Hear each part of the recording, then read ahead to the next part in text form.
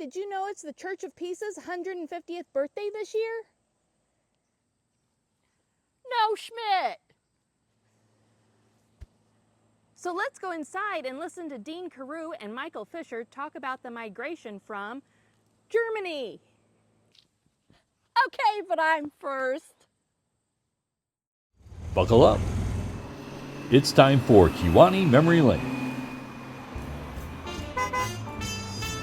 where we cruise down the 4 lanes of Kewaunee history with a detour of fun uncovering the past,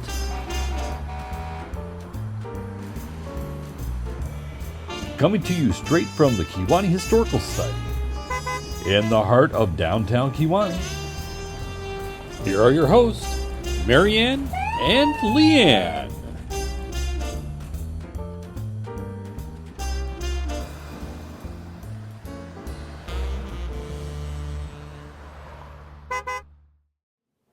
Hi. I descended from the Charles Benoit, or Bino family. He was married to Louisa Bartz from the Bartz family around here.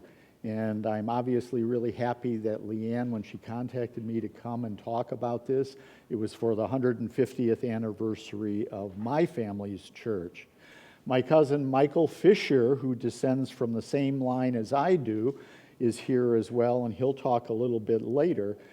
Michael, his wife Jane, and I had the good fortune about 6-7 years ago to travel to the Uckermark, which is the area of Brandenburg where many of your ancestors came from, and the founders of the Church of Peace. So we're going to briefly talk today about the founding, the history upon which the Church of Peace arose and those who came before us. So Plutarch told us that indeed it is a desirable thing to be well descended, but the glory truly belongs to our ancestors. Carl Sandburg said when a society is or a civilization perishes, one thing can always be found, they forgot where they came from. And then of course Mark Twain, get your facts first, and then you can distort history as you please. Back in 2019, I spoke here and I also wrote about the founding of the church, and I said the following: dissension arose at St. Michael's between the native Germans and the descendants of the French Huguenots. In early 1876, 30 Huguenots living in Kewaunee and Neponset townships and their families withdrew from St. Michael's and formed a new church. I found out since that I'm kind of wrong about this. I overemphasized the concept of the French Huguenots at the expense of what I think actually happened. And while the early history of the ancestors, your ancestors, really hasn't changed, there are some nuances that we'll talk about today. So to follow Mark Twain's advice, let's get our facts straight. We can all trace ourselves generally back to Europe, and importantly for today, to 16th century Europe and the Reformation. The Reformation began around 1517 with Luther in what is today's Germany, but it moved to France under the thought process and the theology of John Calvin. And that was in the 1530s. But that new Reformed religion in France placed those Protestants in direct conflict with the King of France and the Pope. And they were soon accused of heresy, and a 1536 edict urged their extermination as heretics. They were later called Huguenots. Now, my family and Michael's family can trace our Benoit ancestors back to Lyon in southern France, where in the 1530s they were silk weavers, wig makers, language and dance teachers. And like 1/3 of the population of Lyon, they converted to the new religion. But by 1572, almost all Huguenots had been wiped out of Lyon. Before that happened, my Benoit ancestors, and probably some of yours, they moved to Meaux, France, and they lived for a number of years there. They learned fruit tree cultivation there. But the prosecution of the Huguenots continued. For instance, this is a shot of Meaux in the 1500s. The persecution of the Huguenots continued. For instance, in Vassy, France, in 1562, there was a massacre of 1,200 Huguenots. And that actually started what was referred to as the French Wars of Religion, which lasted 3 decades. In, 1572, on St. Bartholomew's Day, a massacre begun in Paris and then spreading out over the land ended up resulting in about 70,000 deaths of Huguenots. And during this 30-year period of the French Wars of Religion, about 3 million people lost their lives. Huguenots started fleeing France for protection. There are 3 migrations that we are likely concerned about, and those were from France to the Spanish Netherlands, today's Belgium, to the Palatinate in Germany, and to Switzerland. And that began in the 1600s, the early 1600s. Now, my Benoit ancestors, and some of yours, moved to the Spanish Netherlands, today's Belgium, to an area in the Hainaut, I'm mispronouncing that, area in the Spanish Netherlands, to Meaux. And they lived in villages nearby Wam and Dour. And they lived there for about 100 years. There we go. And certainly some ancestors of the Church of Peace today were with my Benoit ancestors. We've done that, okay. And here's a view of the 16th century area in which they lived. They were still involved in agriculture. They actually learned tobacco growing there. They became known as the Church of the Wilderness because they had to hide their religion. They often worshiped out of doors in the forests, but the persecution for them continued. The farmers suffered from sieges and billeting of troops. There we go. They had to hide all evidence of their faith, and their children had to be baptized in secret. It was just not a good existence. They were attacked by dragonnades from France as France began coming in to the Spanish Netherlands, and they had lost rights that they had temporarily been granted by the French, so they feared another reign of terror. Now, elsewhere in Europe at this time, the 30 Years' War encompassed almost all of Europe. And as the name implies, it lasted for 30 years. It devastated large areas, but the area in Brandenburg called the Uckermark probably suffered the heaviest. And you can see some of the dates involved. And again, this is in the book that Leanne will be offering, or you may have already received.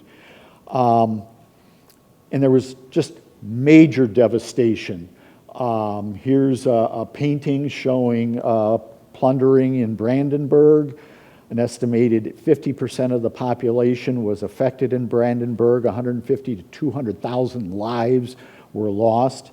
And historians say in the Uckermark area, 50 to 85% of the population died as a result of that devastation.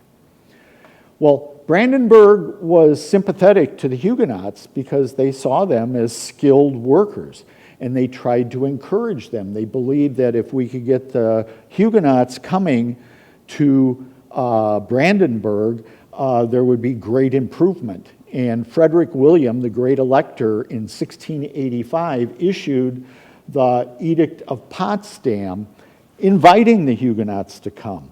And they promised many incentives, including free land, tax exemptions, access to forests for wood and the like. And so many Huguenots, including some of our ancestors, migrated. Now, there were 3 migrations to the Uckermark that we want to pay attention to. Spanish Netherlands, again from the Palatinate, and then once again from Switzerland. In 1685, my Benoit ancestors and ancestors of some of the founders and others of the Church of Peace left Mons, traveled all the way to Kleinzieten in the Uckermark. It took them 11 months to travel 1,600 miles, some by road, some by river, and again by road. And they arrived and they celebrated, and they were making their home in Kleinzieten. Now, Grosszieten and Kleinzieten were 2 villages just 2.5 kilometers apart. And they, of all the villages in the Uckermark, suffered the greatest as a result of the 30 Years' War. There was just major devastation. A preacher in 1568 talked about the 2 villages, and he said the soldiers had robbed everything. The grain in the fields was devastated. The fields were almost desolate and grew with wood. The church property was robbed. The houses were looted and largely destroyed and burnt, and 2 peasants and only a few widows remained alive in the 2 villages. Here we can see a 1699 record of those that migrated to Kleinzieten, and at least 2 of them are ancestors of members of the Church of, well, of founders of the Church of Peace, and there's others in there who are ancestors of congregants of the Church of Peace. Here's the layout of Kleinzieten, the village, and you can see all those numbered lots. They were called Kosethenhofs, and they were where you built your house, and you could grow a small garden, and then you went out and worked the fields for the paying crop. And again, I can trace an ancestor of mine to a location in Kleinzieten. They built their housing along the French style, where it was the barn attached to the house. They dug wells, they cleared and planted gardens and fruit trees. They had to go out and obtain household implements and agricultural implements, and then they began clearing the land. And all of this took decades. They had learned to grow the tobacco, so they started growing it here, and then they later grew potatoes and rapeseed. They built a school, naturally, for the kids. Each village had a church, but those churches had been devastated during the 30 Years' War. The roofs were gone, many of the walls were gone, so they had to worship initially in individual homes. Then they built a temporary church as they began to repair the existing churches. They were separate entities, but they were linked by a common pastor, and the parsonage was in Grosszieten. They started rebuilding that first. It was probably finished 1715 or something like that, because we could see the names of some of the congregants on the big bell in the church tower. At least one of which was, again, an ancestor of a member of the Church of Peace. While the church in Kleinzieten, it took them longer, and I think that was probably completed about 1750 or so. Now, over the next century, new refugees arrived. And they not only settled in Kleinzieten and Grosszieten, but they began spreading out and settling in other villages around those 2 villages. But there was tension between the French Huguenots and the Germanic natives, because in part the Huguenots got all those special privileges to come. There were the differences in faith. And then the regional government stuck its nose in the equation and started making demands that were particularly hard on the Germans. But again, people from Gross and Kleinsieden began spreading out in some of the communities represented there. And we'll see in a little bit that ancestors of the Church of Peace came from villages like that. Now, over time, as the recovery from the 30 Years' War took place, the economies started developing, and there was more economic intermingling among the citizens of the various villages and the like.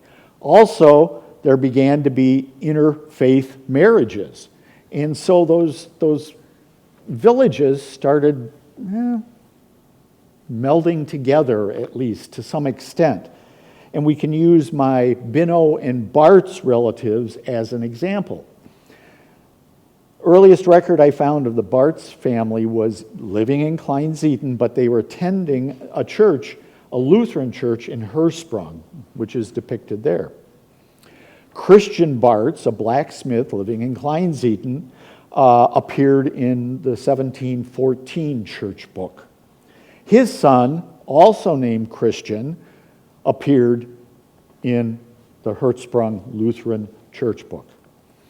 His son, a third Christian, appeared in, I don't know, is that 1700s.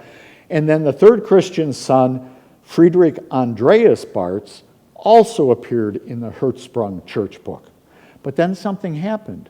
Friedrich Andreas's daughter, our third great-grandma, was baptized in the French Reformed Church. Still living in Kleinsieden, but something changed. I don't know if they got tired of driving over to Hersprung for church on Sundays, whatever it was, but now a German native family was attending a French Reformed church. And that was happening in a lot of areas around the Uckermark. They were beginning to meld in some way, shape, or form. And the reverse would happen. The Benoit line eventually moved to Parstein, a nearby village. There was no French Reformed church there. So they began attending the German Lutheran church. Initially, the church allowed the French Reformed to practice there directly, but I think at some point they were just attending a Lutheran church. So there was a lot of the melding, this organic process taking place. And when you look at Charles Benoit's line, you can see that even there was intercultural marriages taking place along the way. Then during the Napoleonic Wars and his Prussian campaign in 1813, that caused a wave of support for Prussia amongst the Huguenots. And many proudly served fighting against the French armies that used to persecute them. And you can see in the churches today, those soldiers who proudly served the Prussian army. And again, you can see at least two names there of ancestors of members of the Church of Peace. Soon French names became Germanized. Their German was adopted finally as the dominant language. The continued melding together worked. Now you go to the 1840s in Europe, there was industrial stagnation, there was famine that was caused by many crop failures, and you had the era of revolution arising. And also, even though there was this melding together, there was still some underlying conflict between the French Huguenots and the German natives. But whether you were of French descent or German descent, you were looking for something better. And people began thinking about, are there better places for us to go? Now, at the same time, in 1822, there was a movement mandated by the Prussian government for the French Reformed Church on one hand and the German Lutheran Church on the other hand to unite, a unification movement. It was mandated by the Prussian government. Some people didn't react well to that. Others adopted it. And oftentimes the Lutherans, I'll use the term old Lutherans, to those of the Lutheran faith who did not like the idea. They wanted to keep them separate and apart. Now, whether you were Lutheran or French Reformed, you were looking for opportunities. And so here's an advertisement talking about the great things you're going to find in America. And they also began hearing from people that had moved there before them, and they knew. And so there was a movement underfoot to migrate to America. So here, my Benoit ancestors decided they were going to migrate. These are some of the papers that they had to compile in order to get permission to leave Prussia and Brandenburg. They sold their Kosethanoffs, some of which had been in their family for over 100 years. They finally received permission to emigrate. This is the record of the Benoits. I didn't find the Barths record. They pared down their belongings to what they could carry, and they got ready to move. They hired concessionaires like Louise Barth's brother, Friedrich Barths, who also migrated with them. The concessionaires were the travel agents of the day who arranged for transportation at least from Kleinzieten to Bremen, where they caught a ship, probably to America. I don't know if they had help getting to Kewanee or they relied on other people. And they finally took the train across Germany up to Bremen. They boarded a ship, and in 1855 they sailed for America. When they arrived in America,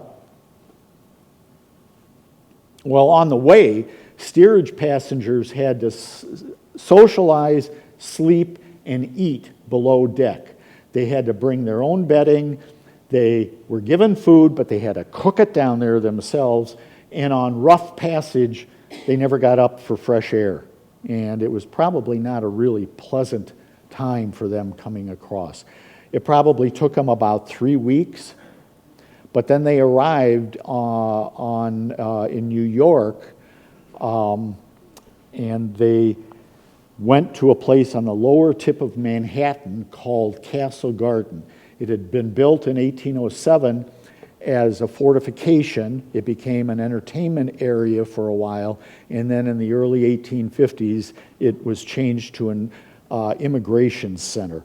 So after they arrived, they ended up going through customs. They were checked against the ship manifest. They were given a very limited medical examination, and then they were on their own. I think my relatives took the train across to Chicago and then the CB&Q down to Kewanee. And when they arrived, I know mine arrived at 3 p.m. on September 2nd, 1855 on a CB&Q train, and they looked around. To the north was the Great Barren Grove, forested land that looked a lot like where they came from in the Uckermark. They then walked a few hundred yards, and they began seeing what was just the beginning of Kewanee.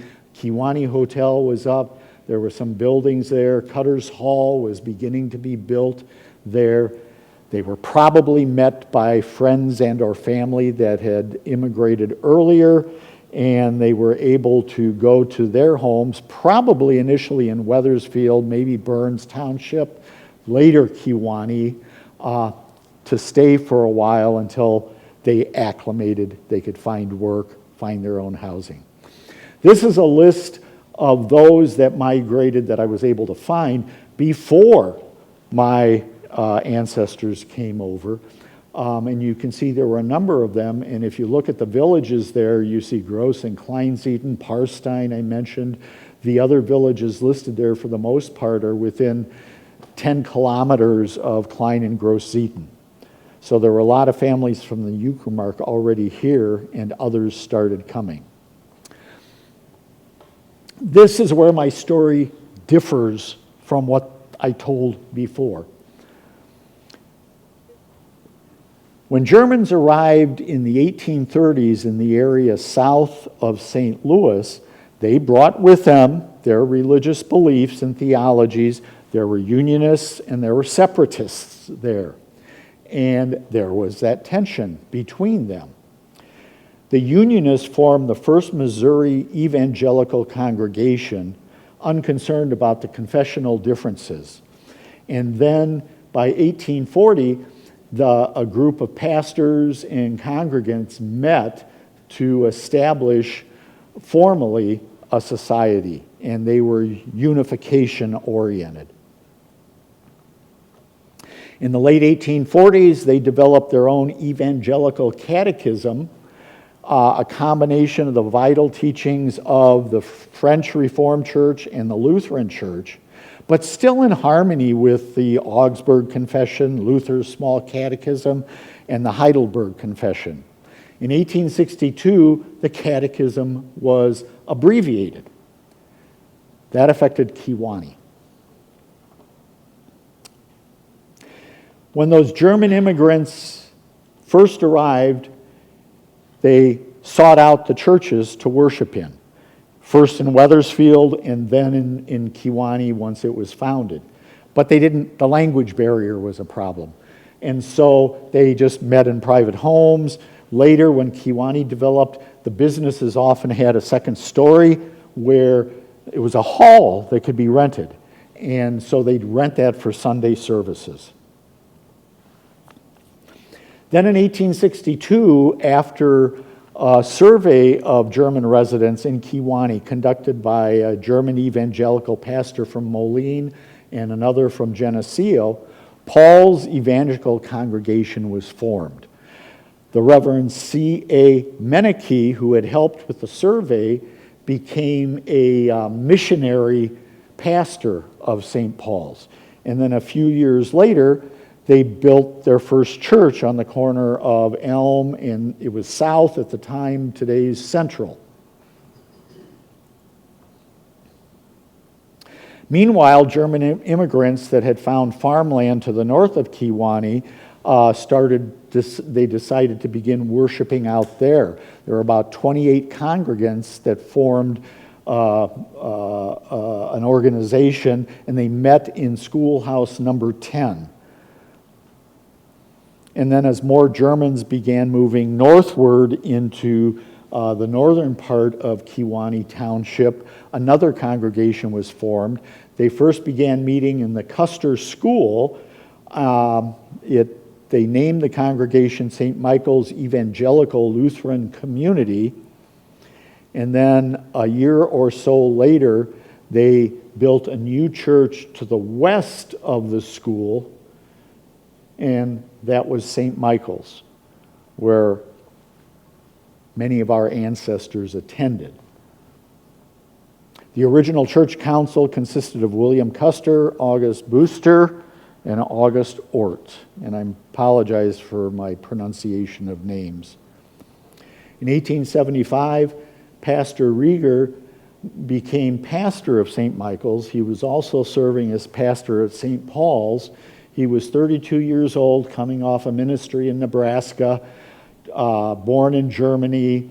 He was trained in the United Evangelical Theology, and he likely introduced the Missouri Evangelical Catechism that I mentioned before into the worship at St. Michael's.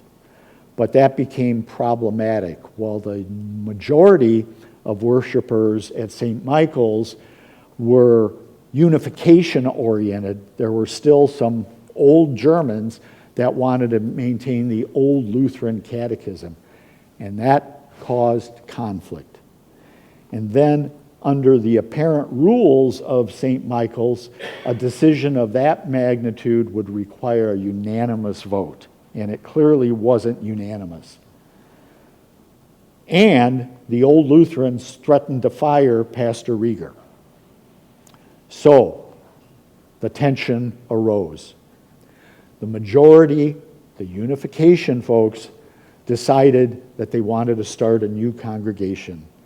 And that was the German United Evangelical Peace Community, and I'm not going to try to pronounce it in German.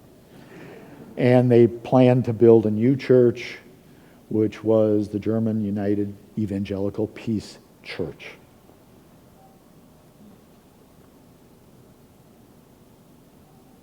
On January 10, 1876, the founders, 30 founders, met at the home of Wilhelm Schmidt, and they unanimously elected Mr. Schmidt as chairman and Pastor Rieger as the secretary. Peter Ort had been the chairman at St. Michael's, and Christian Liebholz had been one of the elders. Those two men were tasked with going back to St. Michael's and saying, "We're leaving you." They prepared the necessary papers to file with the county for the formation of the new church.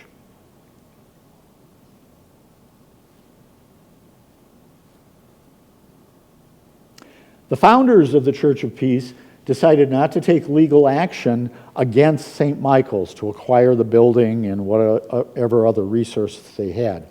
Instead, they bought an acre of land from August Ballou,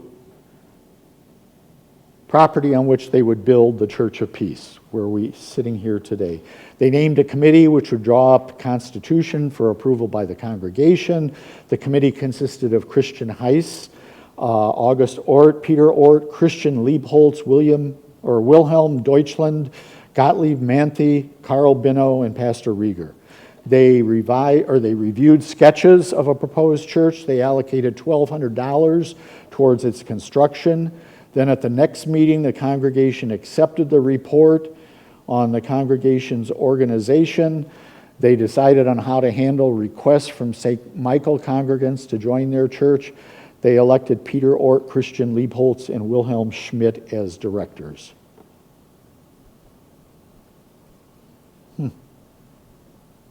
Oh, I see. Okay.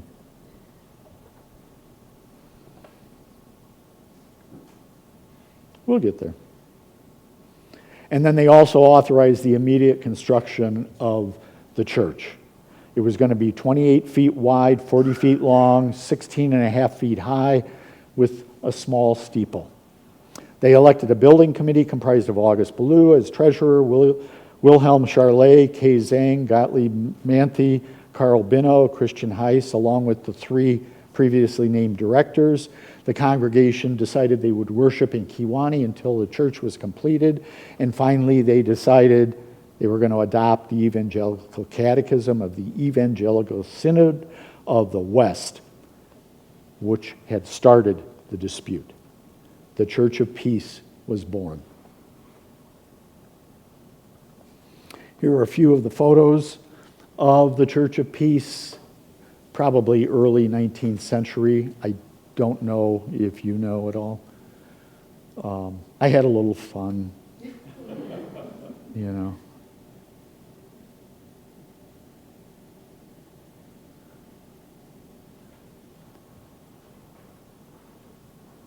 Okay, let's talk a little bit about the founders and this whole French Huguenot thing. Here's the data you can see on the founders. Left-hand column is the founder, right-hand column is the known spouse, some other information about where they attended churches back in the old country. There were only 5 founders that were of French origin. The rest were all German. And you can see there was some interfaith marriages even amongst the founders or back in the old country.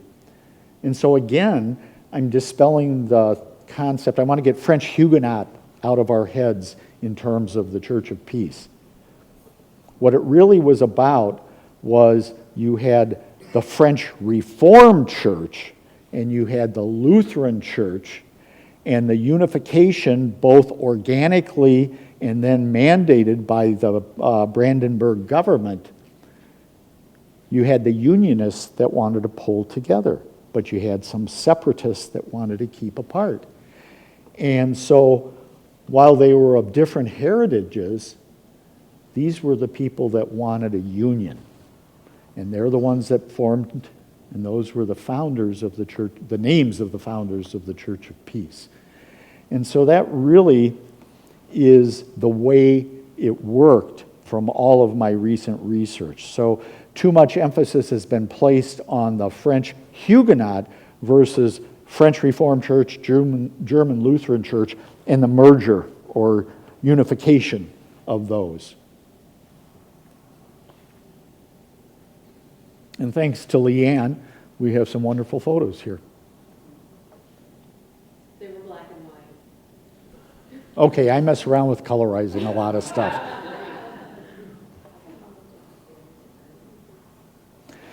Stephen Jay Gould, the famous Harvard paleontologist, said that the most erroneous stories are those we think we know best, and therefore never scrutinize or question. I'm glad I went back and looked at it because I think this story is a little bit more accurate about the founding of the Church of Peace. And coming up next is my cousin, Michael Fisher. He conducted an interview with Pastor Cornelia Mueller, who was the pastor of the French Reformed churches in the Uckermark, including Kleinzieten, where so many of us, our ancestors, came. Michael? Thank you, Cousin Dean, and welcome to all of you who might be cousins. It's a delight to be here and an honor. Dean said that we were able to walk the streets of Kleinzieten and Parstein and Großzieten together, and what we experienced was quite serendipitous. And for those of you who've done family research, serendipity is a major element, the aha moment. It was serendipitous that online we decided to book a room at the Pension Heidekraut, Heidekraut meaning heather in German. A 5-room, slightly funky little bed and breakfast. And it was also, and it was in Großzieten, the closest place we could find to stay. It was also serendipitous that little bed and breakfast was owned and managed by Pastorine Connie Müller, the pastor of the churches in Großzieten and Kleinzieten. Had we not met her, we wouldn't have gotten into the church. We wouldn't have climbed to the bell tower and seen the names of our ancestors engraved there. We wouldn't have as knowledgeably walked in the footsteps of our ancestors. So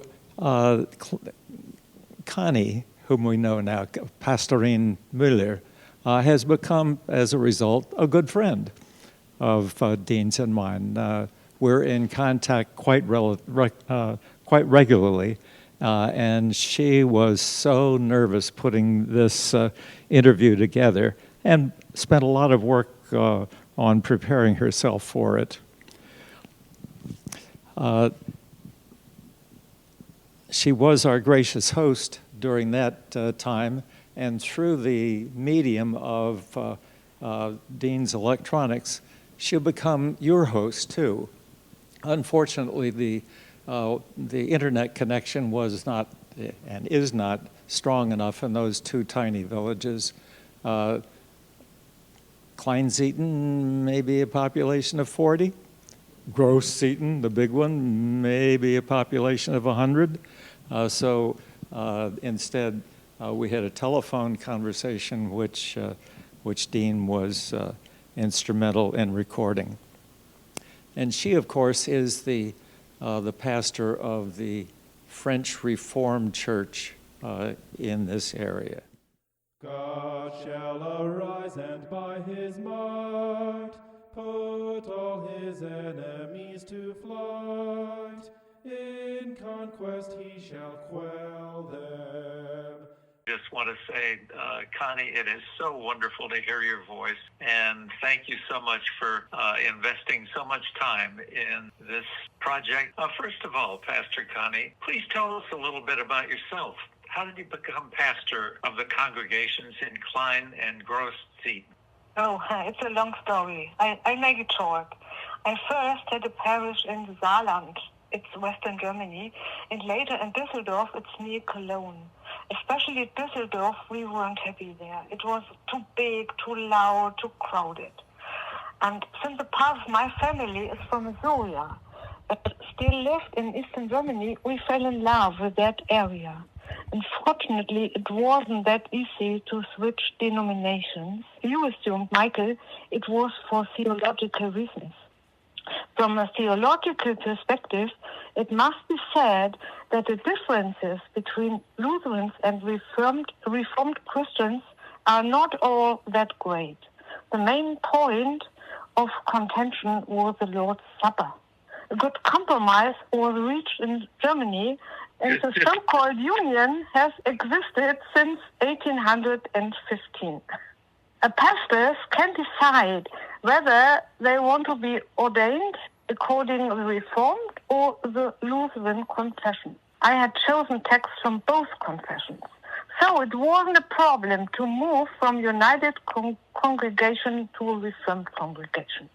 So my change to Brandenburg wasn't a matter of theological traditions. On the contrary, the church in Berlin and Brandenburg is very Lutheran in character. Huguenots are a small minority here.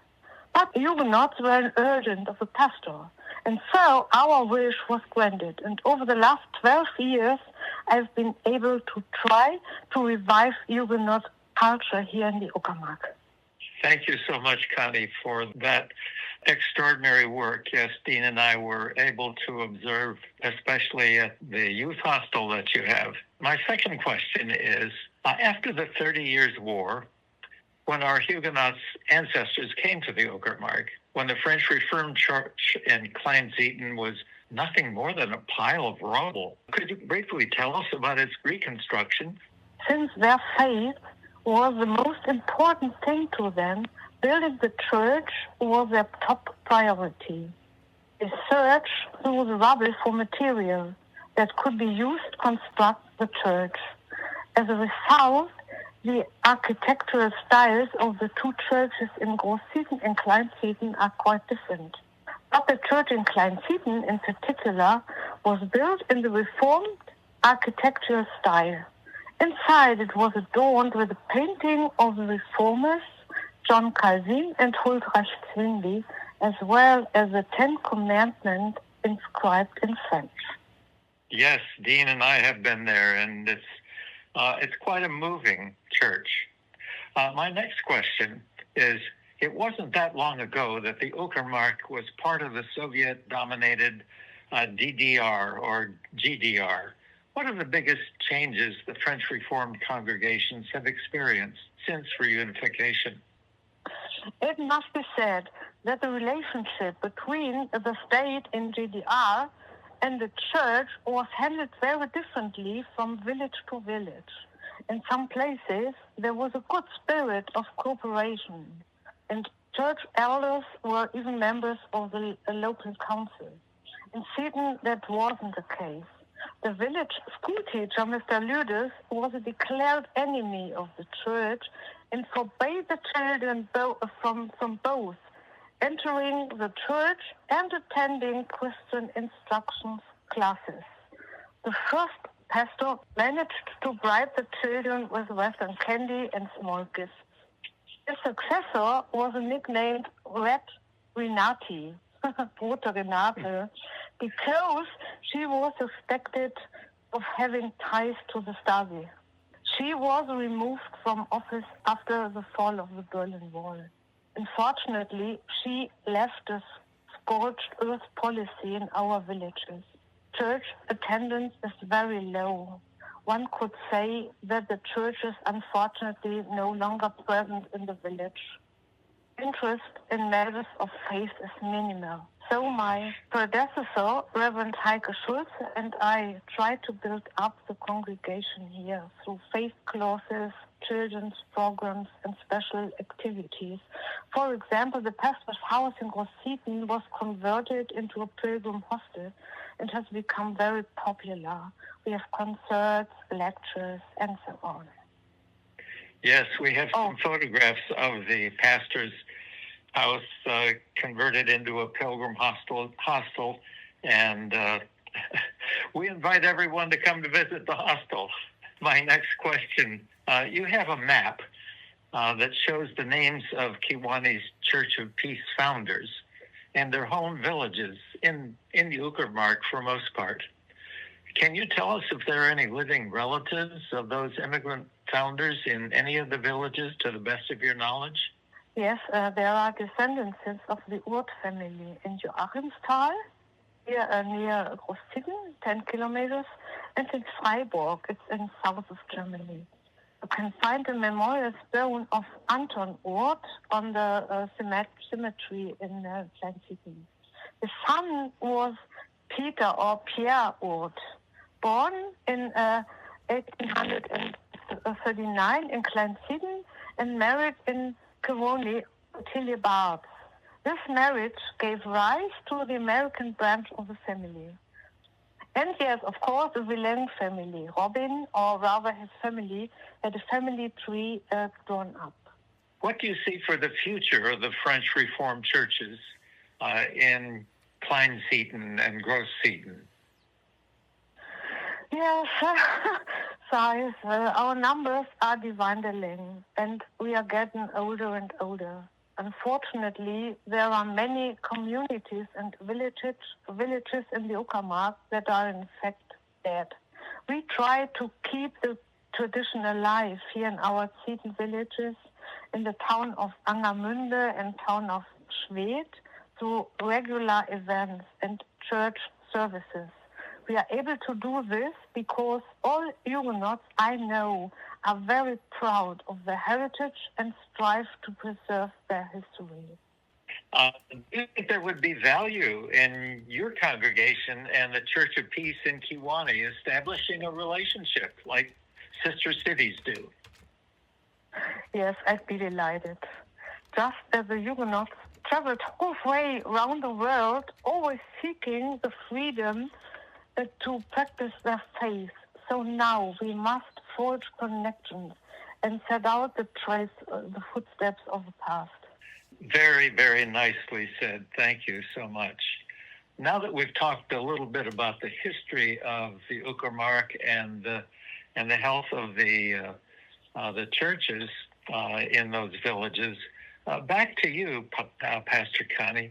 What has been your greatest joy as pastorine in the Uckermark villages, and what's been your greatest challenge? The 300th anniversary celebration was both a wonderful event and a challenge. I can tell you, when I started my job in 2013, I saw this number on the church tower in Großzieten, 2017. And I knew we've had to pull off a big celebration with just a few people, but it was fantastic. There was a 3-course Huguenot buffet, lectures, concerts, a visit from our partner congregation in Denmark, and the film I mentioned, Huguenots in the Uckermark, was completed in time for the festival and was screened. Yes, the other big challenge was the structural condition of the buildings after 40 years under the GDR. 3 churches and the pastoral house were in need of renovation.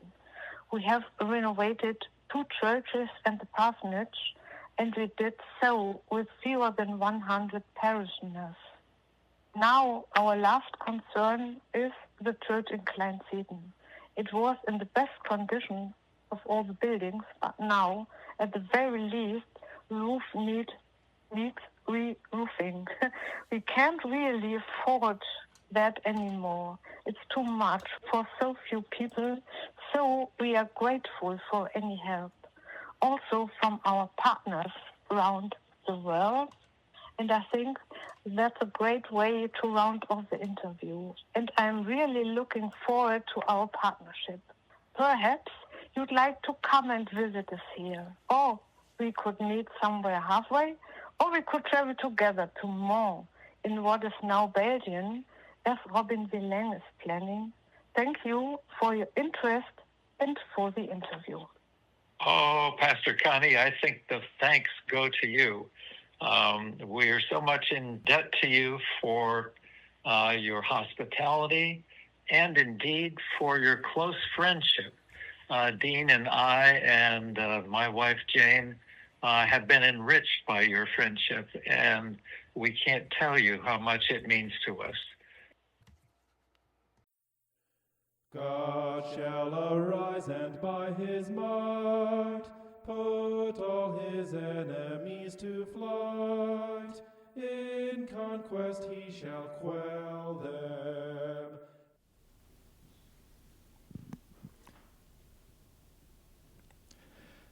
Well, that was Pastor Connie seeking to be your pastor as well from afar. And I really hope, I think Dean and I hope that that you can find ways of building bridges between her church and yours. You saw in those last slides the significance that the Ort family had in her church. And the last slide of Anton Ort, who was seen as the progenitor, the word in German, in 1685 when the Edict of Nantes was rejected and the Huguenots had to flee or die. I would like to conclude with a little quote from a current book.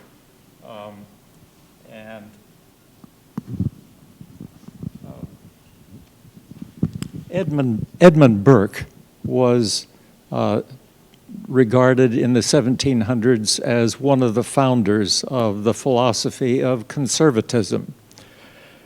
And he once wrote that people will not look forward to posterity who never look back at their ancestors. Each person's consciousness is formed by all the choices of her ancestors going back centuries, who they married, where they settled, whether they joined this church or that one. In other words, each of us, each person, is part of a long arc, a transmission from one generation to another, and each person can only be seen rightly as part of that arc. Dean and I hope that we've been able to share a vision of part of the arc that you share with us and you share among yourselves. Thank you so much for the honor of being here. I've come home to Kewaunee many times, and this has been a particularly special one. Thank you.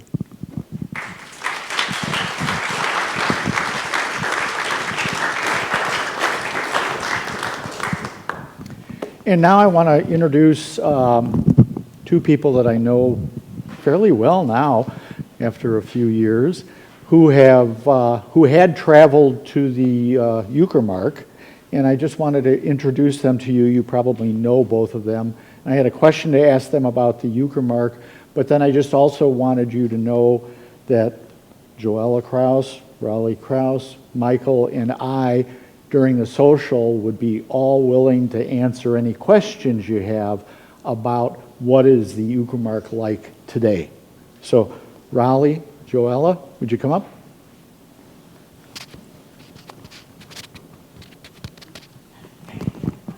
Hello. Well, I was going to ask you a question. Yes, and that is? And that has to do... Red checkered tablecloth, maybe. Oh, boy, I get messed up. So I had the opportunity almost 40 years ago to go over to East Germany. That's before, or that's when it was the GDR, when it was still communist, and my parents had been there several times, visiting with a family there who helped find our ancestors and take them around. My story about 40 years ago with the red checker tablecloth, so we flew into Schönefeld Airport in East Germany, and I was, I think, probably tagging along because they were with the other people that we were, the family that we were meeting, and they were going, and I grabbed some bags, and I'm going along, and all of a sudden, these men with guns and uniforms and helmets grabbed me and said, "Come with us." Here's my parents and the family in front of me. Here I am in a country, I don't speak German. They took me into this very, very small room with a red checker tablecloth, and I vividly remember that. And we sat, they made me sit down, and they started speaking German, and I said, "I don't know what you're saying." And finally it came out, the words that I understood was cocaine, heroin, and marijuana. They were looking at me and checking my luggage to see if I had any drugs. So the funny part about it is, it was my mom's luggage. It wasn't even my luggage. So they went through all of the luggage, all of the shoes, everything, and then they said a few words and they walked out the door. And here I am left with a bag to repack, very nervous, I don't even know. What did you think? Stand up. And use the microphone. We was very concerned. We thought, oh my goodness, what's gonna happen? My wife says, well, they picked her because her acid jeans, her short haircut. She said she looked like the regular teenager. But when she come out, she was flustered. She says, all your clothes are off of the hanger. They're at the bottom of the bag. And she was beside herself. But it worked out. It did, but and I would encourage you then later to ask my dad about a couple stories. Ask him about the yellow jacket, and ask him about Checkpoint Charlie. He has interesting stories to tell about that, in addition to, like, when we went to Joachimsthal to see the church where our family was baptized and where we went to church. But he's got some wonderful stories. They were there probably 5 or 6 times they visited frequently. And it was in 88 when we went, and it was East Germany, and in 89, late 89, is when the German wall came down that divided. So it wasn't only about a year after we were there that the wall actually came down. So we were cheering here. People that we knew in East Germany were cheering. It was a very different world when it was GDR. And again, he's got a lot of stories that can share about that. Thank you. I'm curious, can I see a show of hands if anyone else has been to the Uckermark area in Germany? Okay. Well, as Michael suggested and Pastor Connie suggested, you would be welcomed by the people there. They were so friendly, so outgoing. You remember Miranda, the baker's wife? They're wonderful people. So please feel free to come up and talk to Joella, Raleigh, Michael, or me if you have thoughts or questions about it. And thank you very much for having us here. Thank you, Leanne.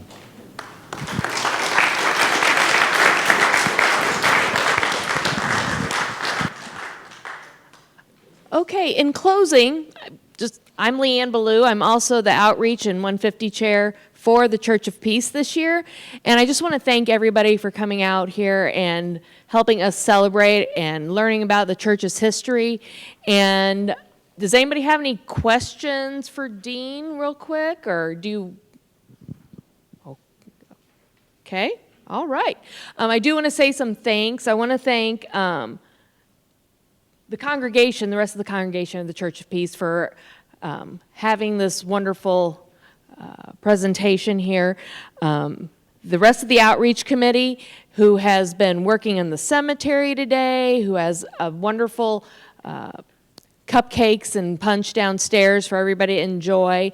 And our history books, as Dean alluded to, are available downstairs. Miss Lydia Carton there will take your money and give you a book. And thanks to the Historical Society. If you missed it last night, we had a good time at the Historical Society, I think, talking about, basically it turned into a German fest. And in the Historical Society, Kewanee Memory Lane, thank you. I hope everybody watches this episode when it comes out in a bit. I don't know how long it'll take John to do his wonderful edits, but thanks for the Historical Society, and watch Kewanee Memory Lane. And I want to thank the founders of the Church of Peace, because without that, we wouldn't have this wonderful facility. You know, the church started, as the picture showed, as a single floor, and then those wily Germans jacked it up, dug out a basement, added on this area. Then in the 60s, they added on the narthex area. And then in 15, we added on a whole new addition. So we are growing. We love to have visitors, and we love to have people come visit us, maybe stay a while. So. Well, that went really good. I think so. I think so too. I really enjoyed it. I learned a lot. I was thinking about my ancestry when they were talking. Yeah. I couldn't believe Dean went all the way back to, what was it, 1000s? Or I don't know. it was a long ways. I figured he'd at least start like the 15 or 1700s. Mm-hmm. He went back farther than that. Yeah. His research is always good. Yeah, he does all that research. I can't believe 1876, they're still fighting about the same things in the 1500s. So, but old Germans. You got that right. We got a few of them around here. Yeah. I'm only part German. I'm no German, so there you go. Well, I think that was a good time. Yeah, I think so. I think so. Thanks for watching, guys. We'll see you at the museum.